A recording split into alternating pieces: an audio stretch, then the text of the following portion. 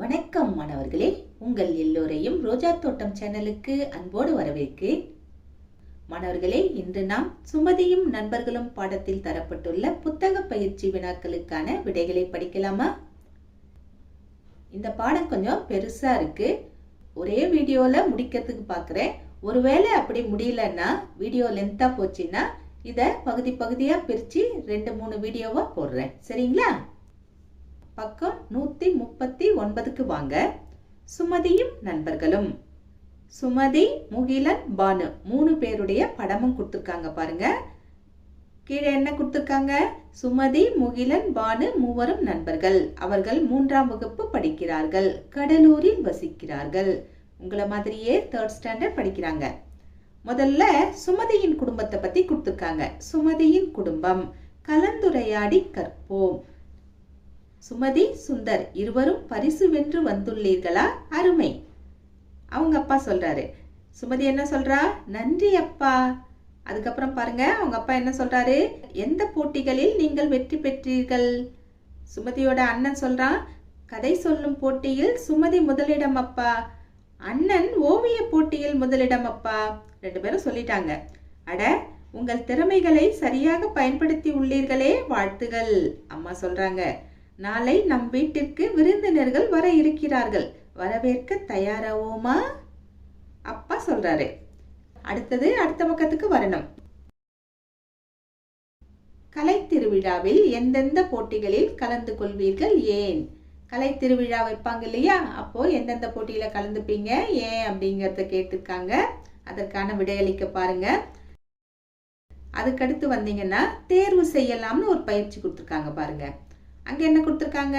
உங்களுக்கு விருப்பமானவற்றை டிக் செய்கன்னு கொடுத்துருக்காங்க. ஒரு குட்டி பையன் பந்து விளையாடுறான். உங்களுக்கு பிடிச்சதுன்னா நீங்க டிக் போடலாம். அதுக்கப்புறமா ஒரு குட்டி பையன் நடிக்கிறான். எந்த வேஷம் போடணுமோ அந்த வேஷத்துக்குரிய உடையை போட்டு நடிக்கிறான். இது உங்களுக்கு பிடிச்சிருந்ததுன்னா நீங்க இதுக்கு டிக் போடலாம். அதுக்கப்புறம் ஒரு குட்டி பொண்ணு பேசுறா. மைக் முன்னாடி நின்று பேசுறா. பேச்சு போட்டியில பேசுற மாதிரி பேசுறா. இது பிடிச்சதுன்னா டிக் போடுங்க. அடுத்தது இந்த குட்டி பொண்ணு வரைகிறா. அழகா மீன் படம் வரைஞ்சிருக்காளே. இது பிடிச்சதுன்னா இதுக்கு டிக் போடலாம். அடுத்தது இருக்கிற குட்டி பொண்ணு டான்ஸ் ஆடுறா. இது பிடிக்குமா? அப்ப டிக் போட்டுடுங்க. அடுத்தது கடைசியா இருக்கிற குட்டி பையன் பாடுறான். மைக்க வச்சு பாடுறான். உங்களுக்கு பிடிச்சிருந்ததுன்னா டிக் போட்டுக்கலாமே. அடுத்தது பாருங்க, வாங்க எழுதலாம். முதல்ல உங்களுக்கு பிடித்தவைன்னு கொடுத்துருக்காங்க. கடைசியில உங்கள் நண்பருக்கு பிடித்தவைன்னு கொடுத்துருக்காங்க. 2க்கும் நடுவுல உங்கள் இருவருக்கும் பிடித்தவைன்னு கொடுத்துருக்காங்க. ஒவ்வொன்றுக்கும் உதாரணம் கொடுத்துருக்காங்க. இதை நாம எழுதணும். அவங்க ஒரு உதாரணம் கொடுத்துருக்காங்க. மீதி உதாரணங்களை நாம எழுதணும். முயற்சி செய்யலாமா? உங்களுக்கு பிடித்தவை. அவங்களே என்ன உதாரணம் கொடுத்துருக்காங்க? ஆடுதல் கொடுத்துட்டாங்க. மீதிய நாம எழுதுவோம். உங்களுக்கு என்ன பிடிக்குமோ அதை நீங்க எழுதலாம். ஆடுதல் அவங்க கொடுத்துட்டாங்களா? உதாரணத்துக்கு நாம என்னென்ன எழுதலாம்? நடித்தல் எழுதலாம். ஓவியம் வரைதல் எழுதலாம். மிதிவண்டி ஓட்டுதல் எழுதலாம். அதுக்கப்புறம் உங்கள் நண்பருக்கு பிடித்தவை. இந்த கடைசிக்கு வாங்க. பேசுதல் அவங்க கொடுத்துட்டாங்களா? நாம என்னென்ன எழுதலாம்? பாடுதல் எழுதலாம். வண்ணம் தீட்டுதல் எழுதலாம். பம்பரம் விளையாடுதல் எழுதலாம். எழுதிட்டோமா? இப்போ 2க்கும் நடுவுல உங்கள் இருவருக்கும் பிடித்தவைன்னு ஒரு காலம் இருக்கா? அங்க கதை கேட்டல்னு அவங்க கொடுத்துருக்காங்க. மீதி இருக்கிறத நாம எழுதுவோம். என்ன எழுதுறது?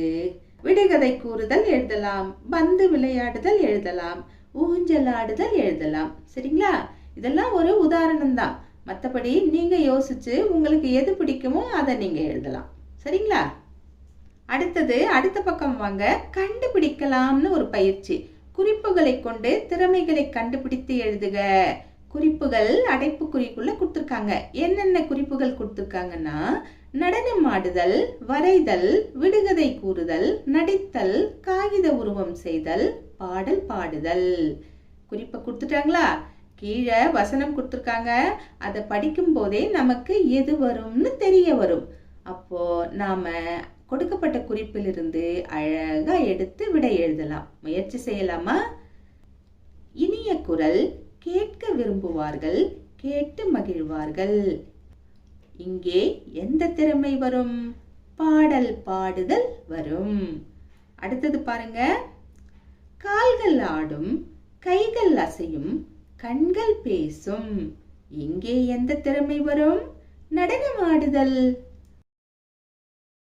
அடுத்தது வண்ணம் எடுப்பேன், வடிவம் கொடுப்பேன், உருவம் படைப்பேன். இங்கே இடம்பெறும் திறமை எது? வரைதல். அடுத்தது வினாக்கள் கேட்பேன், குறிப்புகள் கொடுப்பேன், சிந்திக்க வைப்பேன்.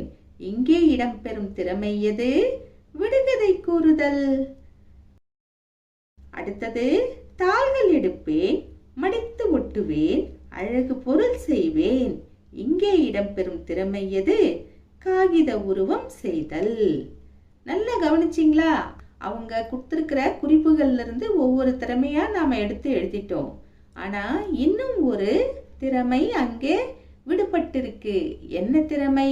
நடித்தல். இந்த குறிப்பு அப்படியே இருக்கு இல்லையா? ஆனா அந்த நடித்தலுக்கு அவங்க எந்த வசனமும் கொடுக்கலையே, காலியா விட்டுருக்காங்க இடத்த. அந்த இடத்தை நாம் தான் நிரப்ப வேண்டும்.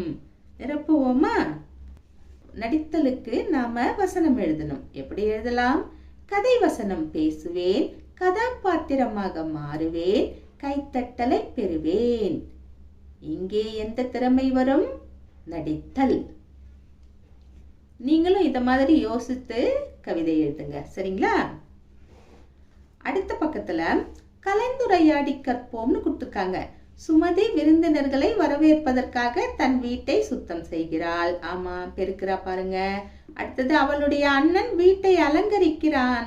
இங்க பாருங்க, தோரணம் எல்லாம் கட்டி அலங்கரிக்கிறான். பாட்டி சமையலுக்கு உதவுகிறார். ஆமா, பாட்டி கீழே உட்காந்துக்கிட்டு சமையலுக்கு தேவையான காய்கறி எல்லாம் கட் பண்ணி கொடுக்குறாங்க.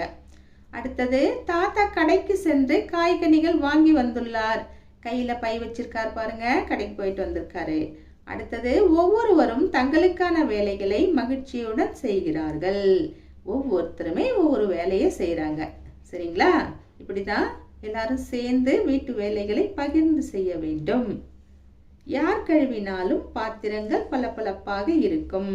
அம்மாவே கழுவணும்னு அவசியம் இல்லை, யார் வேணும்னாலும் கழுவலாம். இங்க அப்பா கழுவுறாரு பாருங்க. அடுத்த பக்கம் வாங்க, தேர்வு செய்யலாம். விருந்தினர்களை வரவேற்கும் நிகழ்வுகளை வரிசைப்படுத்தி எழுதுக. இங்க விருந்தினர்களை வரவேற்கும் நிகழ்வுகள் கொடுத்திருக்காங்க. ஆனா கலந்து கொடுத்திருக்காங்க. படிப்படியா ஸ்டெப் பை ஸ்டெப்பா கொடுக்கல. நாம தான் அதை ஸ்டெப் பை ஸ்டெப்பா எழுதணும். இவங்க கலந்து கொடுத்துருக்காங்க. மேலே வசனம் கொடுத்துருக்காங்க. நாம சரியான முறையில் அதை எடுத்து எழுதணும். அந்த படங்கள்லையும் நாம சரியான எண்களை எழுதணும். முயற்சி செய்யலாமா? இப்போ முதல்ல எது வரும்? விருந்தினர்கள் வந்தாங்கன்னா முதல்ல நம்ம என்ன செய்யணும்? வணக்கம் கூறி அழைத்தல். இப்போ 4வதா கொடுத்துருக்காங்க பாருங்க, கடைசியா கொடுத்துருக்காங்க இல்லையா? அந்த படத்துல தான் வணக்கம் கூறி அழைக்கிறாங்க. அந்த படம் தான் முதலாவது வர வேண்டிய படம். அங்க 1ன்னு எழுதிக்கோங்க. 1ங்கிற இடத்துல வணக்கம் கூறி அழைத்தல்னு எழுதிக்கோங்க. அடுத்தது 2வதாக எந்த படம் வர வேண்டும்? வந்தவங்களுக்கு தண்ணி கொடுக்கணும் இல்லையா? இந்த குட்டி பையன் தண்ணி கொண்டு போய் கொடுக்குறான் இல்லையா? அந்த படம் தான் 2வதாக வர வேண்டிய படம். அங்கே 2 என்று எழுத வேண்டும். எழுதிட்டோமா? எழுதிட்டு தண்ணீர் பருக கொடுத்தல். இந்த சொற்றொடரை எடுத்து 2ல எழுதணும். தண்ணீர் பருக கொடுத்தல். எழுதிட்டோமா? அடுத்தது 3வதாக எந்த படம் இடம்பெற வேண்டும்? சாப்பாடு போடுறோம் விருந்தினர்களுக்கு இல்லையா?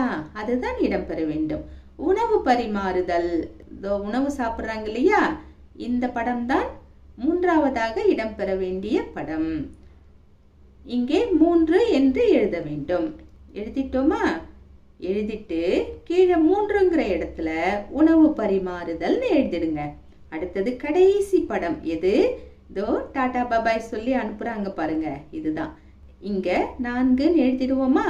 எழுதிட்டு 4க்கு நேரா என்ன எழுதணும்? நன்றி கூறி வழி அனுப்புதல். இந்த பயிற்சியை முடிச்சிட்டோமா? அதுக்கு கீழே வந்தீங்கன்னா வாங்க எழுதலாம். யார் செய்தார்கள் என எழுதுக. எழுதுவோமா? காய்கனி வாங்கியவர். நாம பார்த்தோம் இல்லையா அந்த பாடல்ல? யார் போய் காய்கறி வாங்கிட்டு வந்தாங்க? தாத்தா தான் இல்லையா? தாத்தா. அடுத்தது சமையல் செய்தவர். யார் சமையல் செய்தாங்க அங்க? அம்மா. அம்மா தான் சமையல் செய்தாங்க. பாட்டி வந்து காய்கறிகளை நறுக்கி சமையலுக்கு உதவி செய்தாங்க. அதனால இங்க அம்மான்னு எழுதிக்கலாம். அடுத்தது தோரணம் கட்டியவர். யார் தோரணம் கட்டினாங்க? அண்ணன்.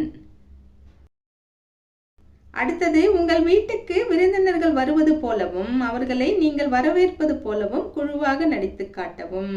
உங்களை ஆக்டிவிட்டி பண்ண சொல்லியிருக்காங்க, பண்ணுங்க.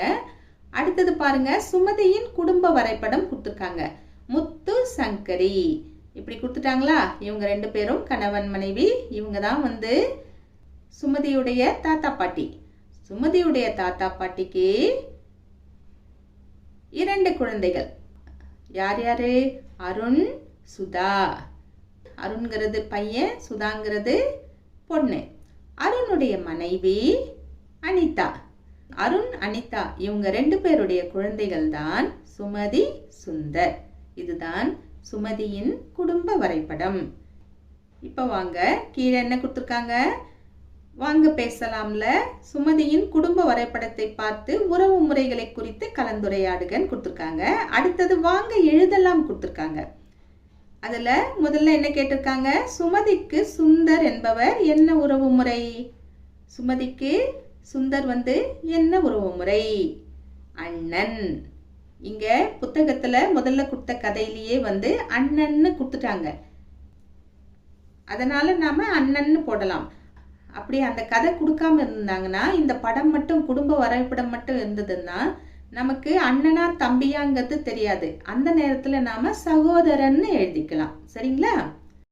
அந்த மாதிரி அண்ணனா தம்பியான்னு தெரியாதப்போ சகோதரன் எழுதிக்கலாம். அக்காவா தங்கதியான்னு தெரியாதப்போ நம்ம சகோதரின்னு எழுதிக்கலாம். இங்க நமக்கு நல்லா தெரியும், அதனால நாம அண்ணன் எழுதிக்கலாம். அடுத்தது சுமதியின் அப்பாவும் சுதாவின் அண்ணனும் ஒருவர் எனில் அவர் சுந்தருக்கு என்ன உறவு முறை? நமக்கு நல்லா தெரியும், அப்பா. அடுத்தது சுமதியின் அப்பா அருண், அருணின் அம்மா சங்கரி. சங்கரி என்பவர் சுமதிக்கு என்ன உறவு? சங்கரி எங்க இருக்காங்க பாருங்க, மேல இருக்காங்க. சுமதி எங்க இருக்காங்க? கீழே இருக்காங்க. என்ன உறவு? பாட்டி. அந்த படத்தை பார்த்தீங்கன்னா உங்களுக்கு உறவு முறையை கண்டுபிடிக்கிறது ரொம்ப எளிது. மாணவர்களே, இன்று நாம் சுமதியின் குடும்பத்தை பற்றி பார்த்தோம். அடுத்து வரும் முகிலனின் குடும்பம், பானுவின் குடும்பம் போன்றவைகளை அடுத்த காணொளியில் பார்க்கலாம். அதுவரைக்கும் டாடா, பபாய்.